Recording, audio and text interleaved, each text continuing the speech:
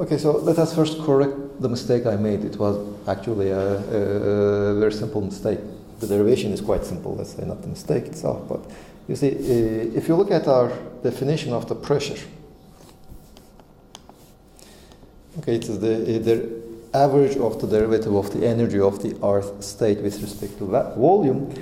Now, my mistake is basically over here. Now, when I take this volume derivative out, I'm not only taking the derivative of ER, I'm also taking the derivative of the exponential, because ER also appears over there, so I don't need this ER. When I take the derivative of the exponential itself, it already brings down the factor of the derivative of ER with respect to V. That's basically the mistake which just resulted all these complicated derivations. So let me just erase those, some of them at least.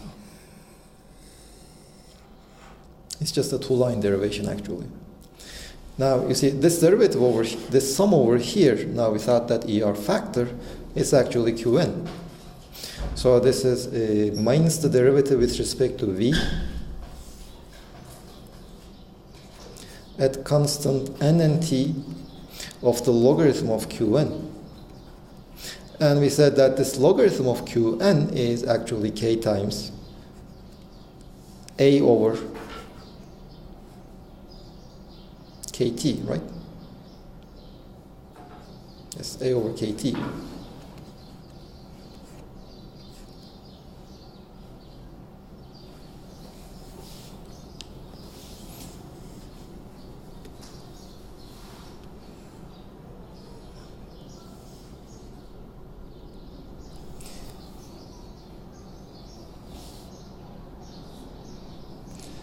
And hence it is just, there's a minus sign, so it's the 1 over kt times the derivative of a over v at constant n and t.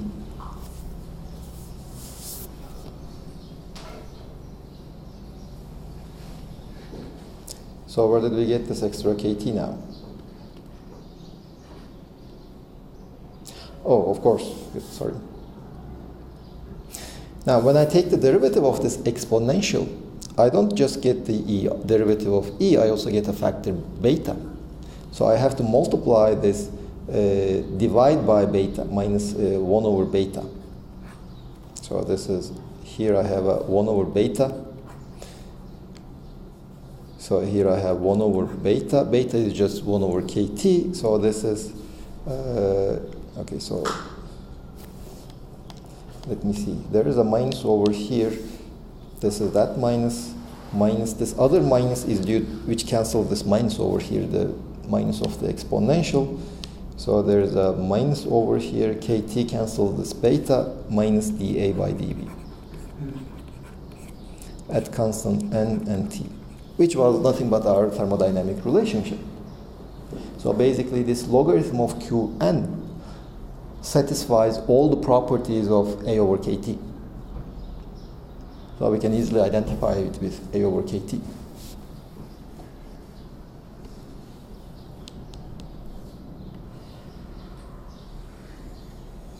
So these are now all unnecessary.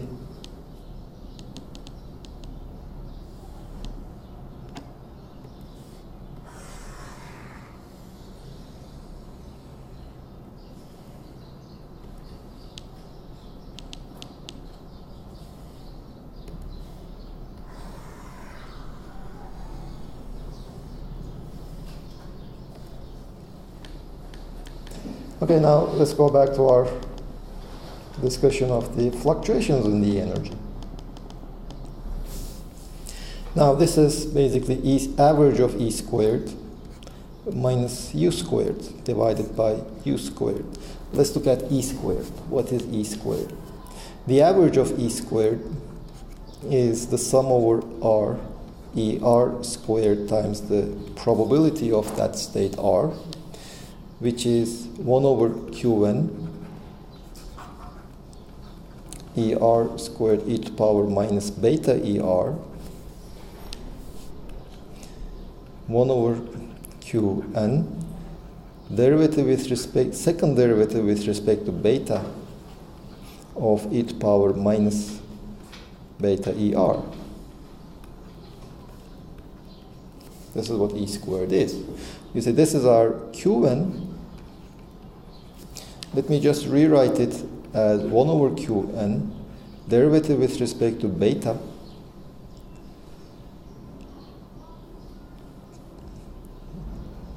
of Qn over Qn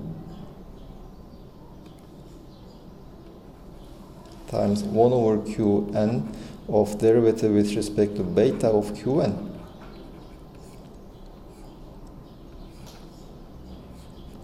Again, keep in mind that since I'm just taking the derivative of beta, not of ER, in these derivatives I'm keeping V and N constant. Now this is the derivative with respect to beta of logarithm of Qn. So the average of E squared is now 1 over Qn. Well, here the derivative of Qn with respect to beta times derivative with respect to beta of logarithm of Qn plus Qn times the second derivative with respect to beta of logarithm of Qn.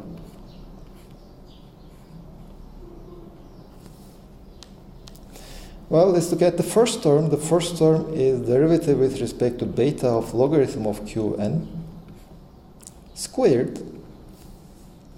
The second term is just the second derivative with respect to beta of logarithm of Qn. But you see, the first derivative with respect to beta of logarithm of Qn is just the average energy, or U. So E squared minus U squared is just the second derivative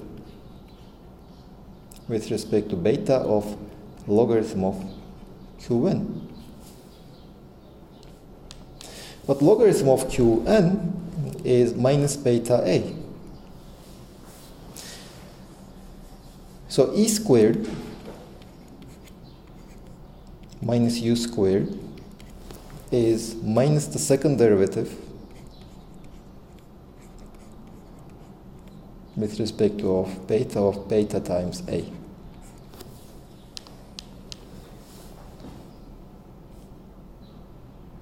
Well, actually, this is basically, I can stop here.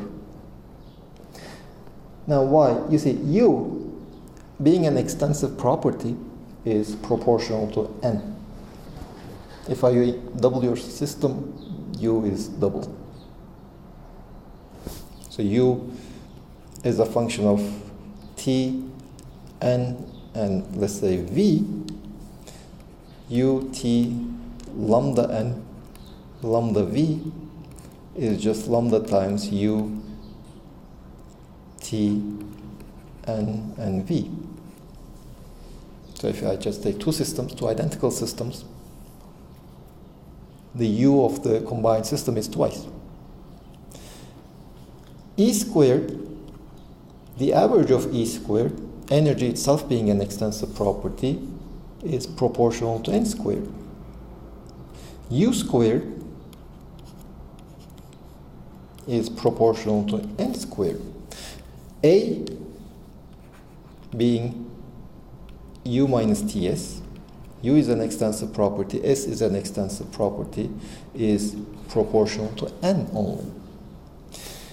So what this relationship tells me is that E squared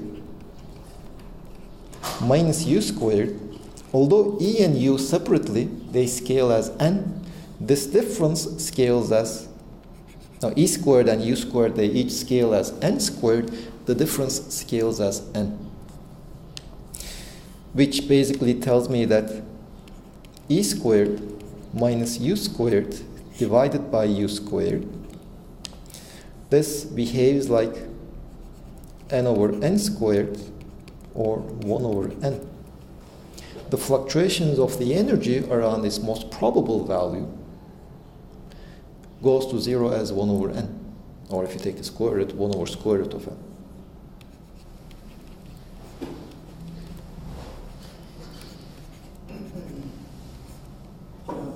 I didn't get why did you say the average of E squared minus U squared proportional to n? Because average of E squared minus U squared is equal to the right-hand side of this one.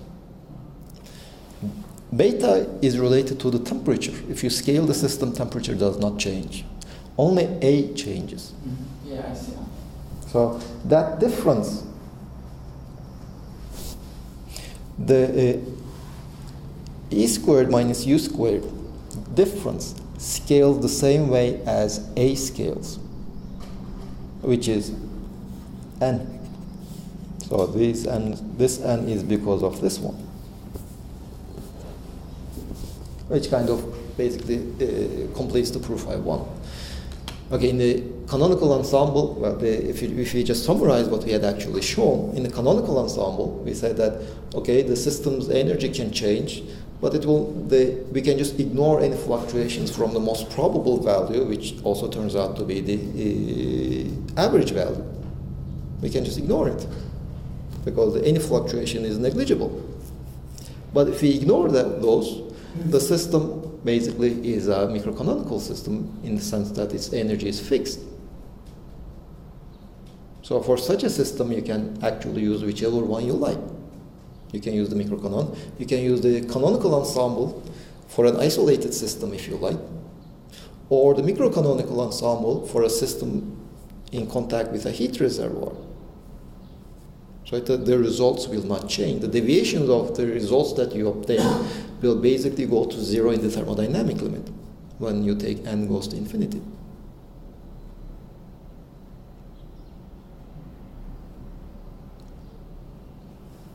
So, why U is proportional to n? I didn't get it. U is the average energy, right? U is the average energy. If you double the system, why U changes? I didn't get it.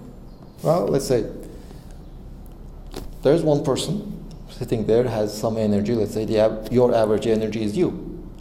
There's another person sitting over here. His average energy is also U. I'm just assuming, I'm just duplicating system. What is your total energy? 2 times U. 2U. You mean U here is not the average energy of each one of the particles making the system. U is the energy of the whole system. So if you double the system, each part has the energy U, so the combined system has twice the energy, twice U. So it's the energy, not the average energy. You see, what are we averaging? What are we averaging? It's the average energy. It's the average energy of the whole system. So why do we talk? Are we talking about the average energy? Energy per particle. Well, you see, no. Average energy over here is not the energy per particle. U is the average energy of the system. So why are we averaging? Or over what are we averaging? You see, in the microcanonical ensemble, there's no averaging. The energy is fixed. No averaging. In the canonical ensemble, well, you can either say that, okay, I have this ensemble, many identical copies of the system. Since the energy is not fixed, they can have any energy. Then I can talk about the ensemble average of the whole system. So that is what we are averaging over the ensemble. Or you can say you are averaging over time. But we had already seen that what you will actually measure will be some kind of an average over time, because our instruments cannot make instantaneous measurements. They can only, what they measure will be an average over some time. But we had already seen that, we had already discussed that average over time is the same thing as average over the ensemble.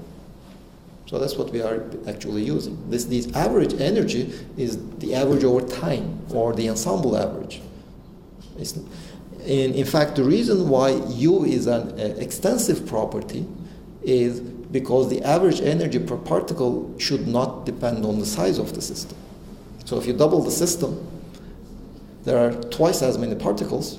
Each one has, on the average, the same amount of energy, so the total energy is twice.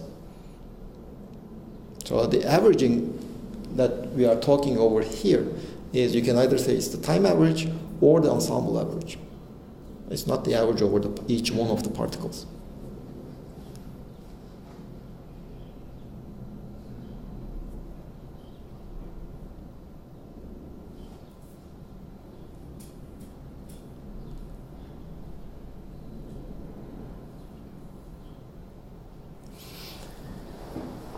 Okay, so what we have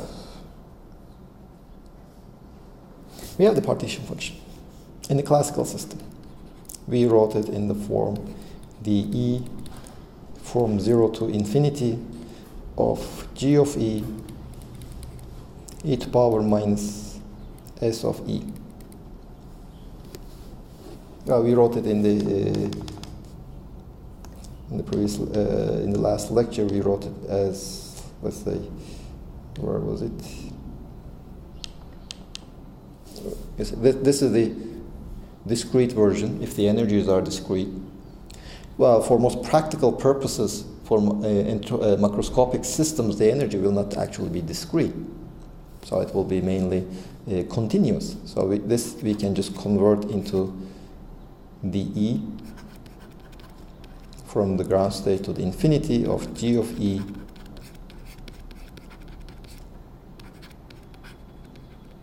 beta e.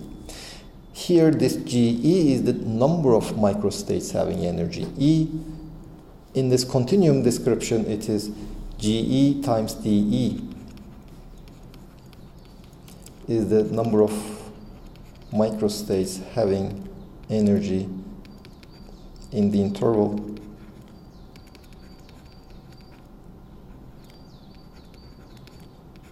E and E plus DE. That is, GE is the density of states. This is, whenever somebody talks about the density of states, it's actually this one.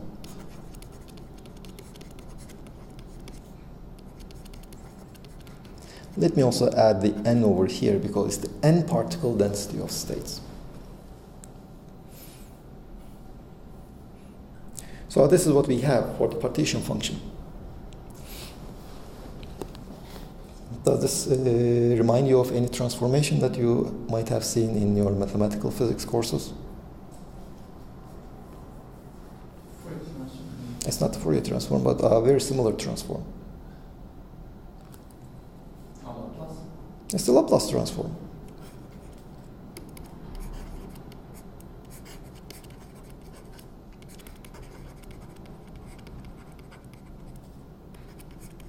So the partition function is nothing but the Laplace transform of the density of states, in a sense.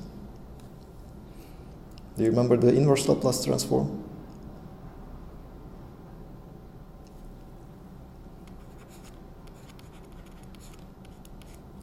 This is a function of beta.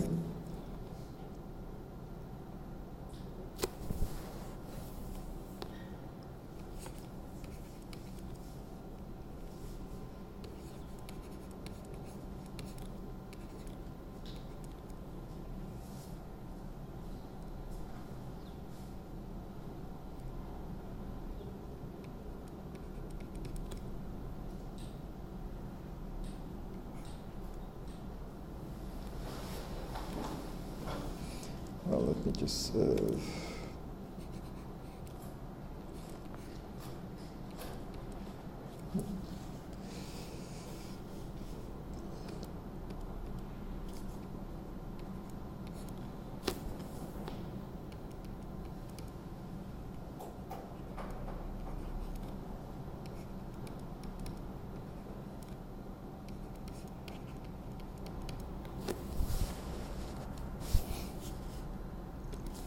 me not call it beta. Let me call it some S.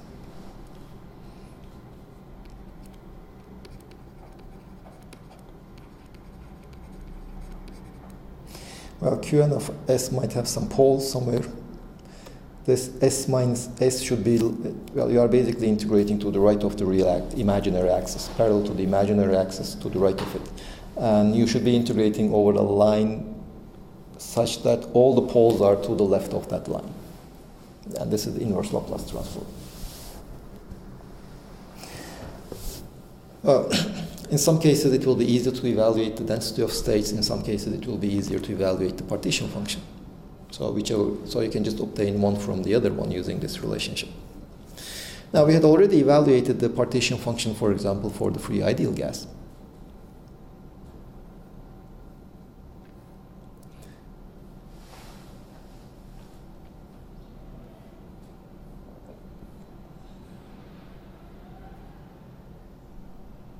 This one.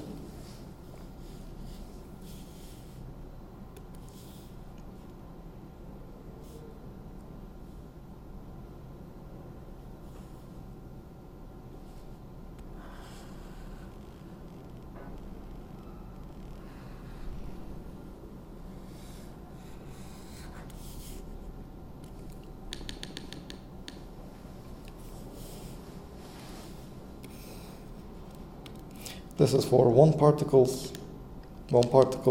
and Qn is V to the n, 1 over n factorial. This was 1 over m over beta 2 pi h bar squared to the power 3n over 2. So now we can evaluate from the partition function, we can evaluate the density of states. Now the density of states would be 1 over 2 pi I, V to the n over n factorial, m over 2 pi h bar squared to the 3n over 2 times ds, sorry, let me just call it s prime. It's not this s. ds s prime minus I beta to s prime plus I infinity, sorry, of e to power minus se divided by s to the power 3n over 2. So this will be the density of states. Now what is that integral? Well, you see, in general, let's look at this integral. From s prime minus I infinity to s prime plus I infinity, the s e to power minus sx over s to the power small n. We are essentially integrating this function in the complex s-plane along this line.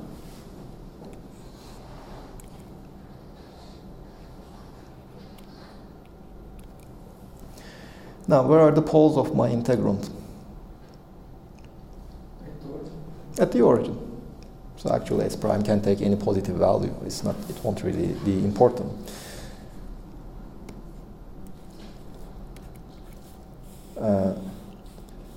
Let me divide by 1 over 2 pi I. What is the residue at the origin? It's a first order pole, right? So Yes. No, nth order. It's an nth order pole. You see, just do an expansion of the exponential. S to the n minus first term. Is x to the power n minus 1. There should be some of n factorial. Divided by n minus 1 factorial.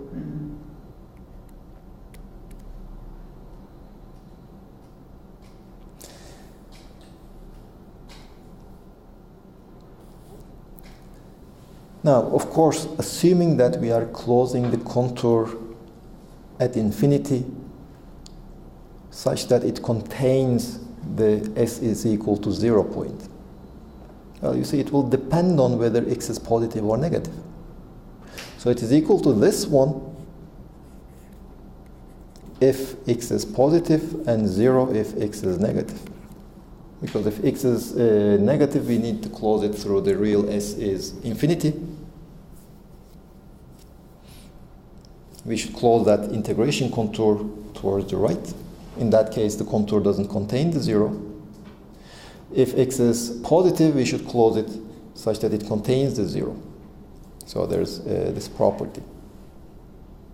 So the integral is 0 if x is negative. Now we can just use it for our previous result. so that the density of states for the ideal gas is just v to the n over n factorial m over 2 pi h bar squared to the power 3n over 2 times e to the power 3n over 2 minus 1 divided by 3n over 2 minus 1 factorial times step function. Now this was also what we had also obtained before. So whether you use the, basically you can just go back and forth, whichever one you like. You see, when we were dealing the microcanonical ensemble, we had already calculated that GE, the number of states having the energy E, should have this form. And now in the canonical ensemble, we calculated the partition function first because it was a kind of an easy calculation in the canonical ensemble, and from that we can obtain the density of states. And actually, if you look at the density of states, as we had claimed before, the density of states increases very rapidly with energy, with the number of particles, so yes, with energy. Keep in mind that n is something of 10 to the power 20 something.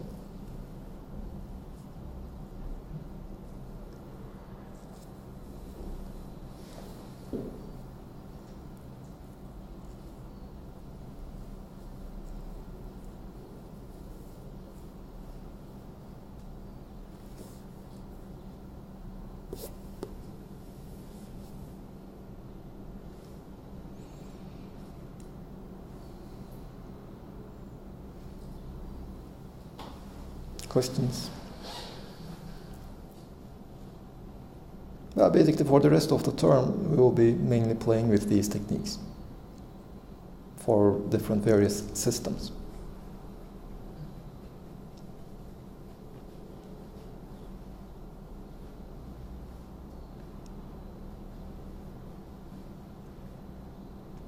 So let's just finish for today, and we will continue tomorrow.